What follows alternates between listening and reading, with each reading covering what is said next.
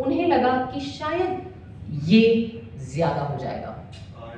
आप एक मुसलमान को आतंकवादी बता सकते हो, लेकिन शायद एक Hindu x naval officer, teacher, professor mother की बेटी को आतंकवादी बताना थोड़ा ज्यादा हो जाएगा, कन्वीनियंट नहीं होगा हमारी मीडिया के लिए। उसमें शायद ऐसा हो सकता है कि आप जो झूठ, जो जहर फैलाते हैं वो लोग नहीं सॉलो करें।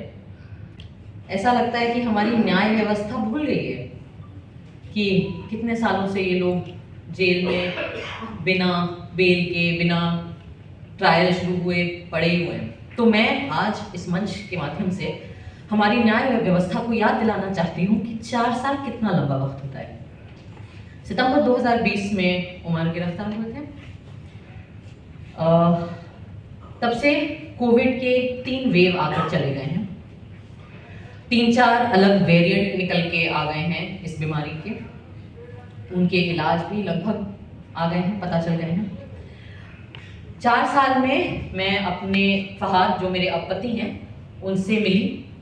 दोस्त थी पहले। जब उमर गिरफ्तार हुए हम दोस्त थे, जब अतहर गिरफ्तार हुए हम दोस्त थे, महज दोस्त थे। उन 4 साल में हमारी दोस्ती पक्की हुई। ये लोग तभी भी जेल में थे। हमारी दोस्ती और पक्की हुई, ये तभी भी जेल में पड़े रहे। फिर हमें मोहब्बत हो गई, ये तभी भी जेल में थे, इनको बेल की सुनवाई भी नहीं हुई थी। फिर हम एक दूसरे के परिवार से मिल लिए, तभी भी जेल में थे। परिवार मान भी गए, हिंदू मुसलमान शादी है, परिवार मान भी गए। न्याय व्यवस्था अभी तक नहीं मानी हमारी। हमने शादी कर ली, हमारी बच्ची हो गई। हमारी बच्ची अब 1 साल की हो गई। 4 साल बहुत लंबा वक्त होता है। 4 साल में और भी चीजें हुई। जिस गोदी मीडिया, इंडिपेंडेंट ऑल्टरनेटिव मीडिया की बात नहीं कर रही। आप लोग सच्चे दिल से अपना काम करते हैं, हम उसके आभारी हैं। 4 साल में जिस गोदी मीडिया ने उमर के खिलाफ, इन सब लोगों के खिलाफ इतना विट्रियोलिक, इतना जहरीला कैंपेन चलाया था, वो गोदी मीडिया नंगी हो गई इन 4 साल में। उन्होंने उन 4 साल में और भी अलग अलग तरह के विक्टिम ढूंढे जिनके ऊपर मीडिया ट्रायल चलाया जा सकता हो। कई सारे मुसलमान थे, मुसलमानों के साथ तो सबसे आसान बात है उन्हें आतंकवादी घोषित कर दीजिए या गद्दार घोषित कर दीजिए, पर उनके अंदर ये जहर इतना भर गया और ये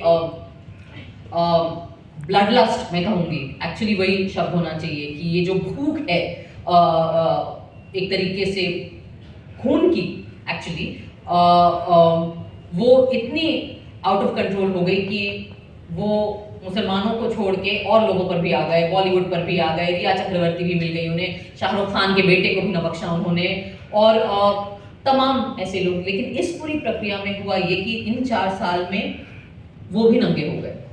आज की तारीख में आप लोगों के वीडियो और पॉडकास्ट फिर भी लोग देख लेते हैं, लेकिन आम जनता भी अब जब अर्नब गोस्वामी या उसके जितने भी ट्रू कॉपी वर्जन हैं और उसके जितने गरीब वर्जन हैं उनको सुनती है, वो भी जानती है कि ये झूठ फैला रहे हैं। 4 साल में और भी चीजें हुई। जिन लोगों को 56 इंच के कपड़े फिट आते थे, उनके कपड़े नॉर्मल साइज के हो गए हैं। जो लोग 400 पार करने गए थे, वो 240 में निपट गए। 4 साल में हमारे न्याय व्यवस्था के जो माननीय न्यायाधीश हैं, उन्होंने भी कई जगह जाके न्याय की परिभाषा पर कई भाषण और एलोक्यूशन कंपटीशन और रिसाइटल दिए, अलग अलग कॉलेजेस में, अलग अलग विश्वविद्यालय में, दुनिया के अलग अलग देशों में भी। 4 साल में इस देश का एक कन्विक्टेड, मैं नहीं कह रही हूँ, हमारी न्याय व्यवस्था ने जिसको कन्विक्ट किया है रेप का, वो इंसान राम रहीम, वो भी 4 साल में 10 बार बेल और परोल पा गया। 4 साल में गुजरात सरकार ने नई किस्म की बेशर्मी की हदें पार करी और बिल्किस बानो के कन्विक्टेड रेपिस्ट को अच्छे व्यवहार के तहत रिहा भी कर दिया। उस पे ज्यादा चू भी ना हुई पहले तो, फिर जब आउटरीच बना सोशल मीडिया पे, इंडिपेंडेंट मीडिया में जो एक्टिविस्ट लोग हैं उनके तहत, 4 साल में चलो गिर के सुप्रीम कोर्ट ने उस कन्विक्शन को, उस रिहाई को भी ओवरटर्न करने का टाइम आ गया। लेकिन 4 साल में हमारी न्याय व्यवस्था को इतना वक्त नहीं मिला कि जिन लोगों को, और खास करके वो चुनिंदा लोग, मैं उस पर भी आना चाहूंगी कि जिन लोगों को झूठे इल्जामात तहत, और जो सबको पता है क्योंकि वीडियो एविडेंस है, आज की डेट में अलग अलग मीडिया पे काफी सारा एविडेंस है, झूठे इल्जामात के तहत गिरफ्तार किया गया, उनके खिलाफ, कई लोगों के खिलाफ ट्रायल भी उन्होंने शुरू करने का वक्त उन्हें नहीं मिला।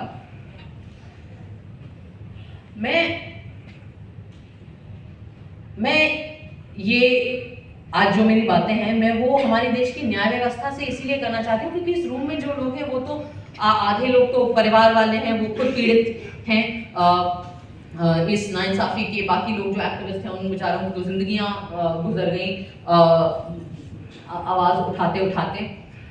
पर मैं आज ये सवाल जो है और ये बातचीत एक दूसरे से नहीं, मैं आप लोगों के माध्यम से ये बातचीत हमारी न्याय व्यवस्था से करना चाहती हूँ। हमारे देश में इक्वालिटी बिफोर द लॉ ऐसा माना गया है कि हमारा संविधान हमें ये हक देता है कि इस देश में जो न्याय व्यवस्था है, जो लॉ है, उसके सामने सब लोग बराबर हैं। पर ये बातें सिर्फ ऐसे शब्दों में बोल के अच्छा महसूस कर लेना या ये मोटी मोटी किताबों में इसके ऊपर व्याख्या करना काफी नहीं होता है। इक्वालिटी बिफोर द लॉ का कोई मतलब नहीं है अगर equal treatment before the law नहीं होगा। मैं आज आपसे एक बात शेयर करना चाहती हूँ, आई डोंट नो कितने लोगों को पता होगी। जिस केस में उमर जेल में है अभी, या वन ऑफ द केसेस जिसमें उमर जेल में है अभी, उस केस में कई पिटिशन दाखिल हुए थे, उनमें से 2-3 में मेरा भी नाम था क्योंकि जिस तरीके से सीएनआरसी में उमर अलग अलग जगह पे जा रहा था, हम लोग, कई लोग जा रहे थे अलग अलग जगहों पे भाषण देने और बात करने और अपनी राय रखने, हम भी गए, मैं भी गई थी। और मुझे याद है जिस तरीके से सब लोग सोशल मीडिया का इस्तेमाल कर रहे थे, हमने भी किया था। और जिस रात जेएनयू पे अटैक हुआ था, मुझे याद है जनवरी 5 वो रात थी, और 5th आई थिंक, है ना। और ऑब्वियसली मैं बम्बई में शूट करी थी, मुझे याद है। मेरी माँ जेएनयू में इस वक्त प्रोफेसर थी, वो रिटायर हो गई हैं, और मैं ऑब्वियसली बहुत परेशान थी। और मैंने कई ट्वीट करे लोगों को बताते हुए, क्योंकि जेएनयू के स्टूडेंट्स हम लोगों को मैसेजेस कर रहे थे, वीडियोस भेज रहे थे, और मैं वो वीडियोस पोस्ट करके कह रही थी कि जेएनयू में ये हो रहा है, सड़कों पे आइए, आप लोग सड़कों पे आइए, पीसफुल जेएनयू के गेट पे आइए, वहाँ इकट्ठा होइए। तो जिस तरीके का क्लिप उमर का सर्कुलेट हुआ था, जिस पर फाइनली उसके ऊपर अरेस्ट हुआ, उस तरीके के मेरे ट्वीट्स को भी लिया गया था, और मेरा भी नाम कई पिटिशंस में आया। और जैसा कुणाल ने कहा, आई सपोज ये मेरे एक्सीडेंट ऑफ माय बर्थ जिसको कहते हैं, कि इत्तेफाकन मैं हिंदू घर में पैदा हुई, इत्तेफाकन मैं एक सवर्ण परिवार में पैदा हुई, इत्तेफाकन मैं ऐसे परिवार में पैदा हुई जो खुद पढ़ा लिखा था अंग्रेजी माध्यम में, इत्तेफाकन मैं अंग्रेजी माध्यम में पढ़ी लिखी हूँ और बोल सकती हूँ, और इत्तेफाकन मैं बॉलीवुड में की फिल्मों में काम कर चुकी हूँ। इसलिए शायद जिन लोगों ने उमर को उन्हीं केसेस में, और बाकी साथियों को, मिरन को, अतर को, और कुछ बाकी लोगों को उन्हीं केसेस में अरेस्ट किया, उन्हें लगा कि शायद ये ज्यादा हो जाएगा। आप एक मुसलमान को आतंकवादी बता सकते हो, लेकिन शायद एक Hindu x naval officer, teacher, professor mother की बेटी को आतंकवादी बताना थोड़ा ज्यादा हो जाएगा, कन्वीनियंट नहीं होगा हमारी मीडिया के लिए। उसमें शायद ऐसा हो सकता है कि आप जो झूठ, जो जहर फैलाते हैं, वो लोग नहीं स्वॉलो करें बाकी उतनी आसानी से।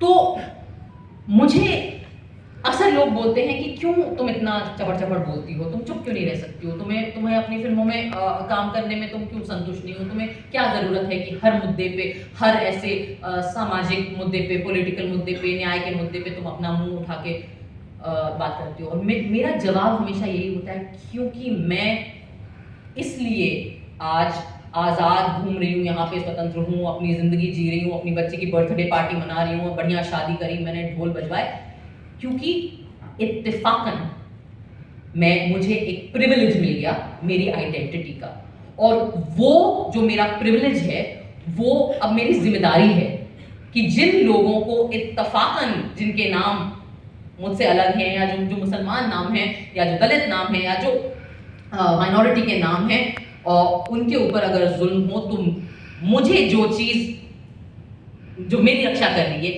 मेरी जिम्मेदारी है कि मैं उस प्रिविलेज का के दम पर अपनी आवाज़ उनके लिए उठाऊं।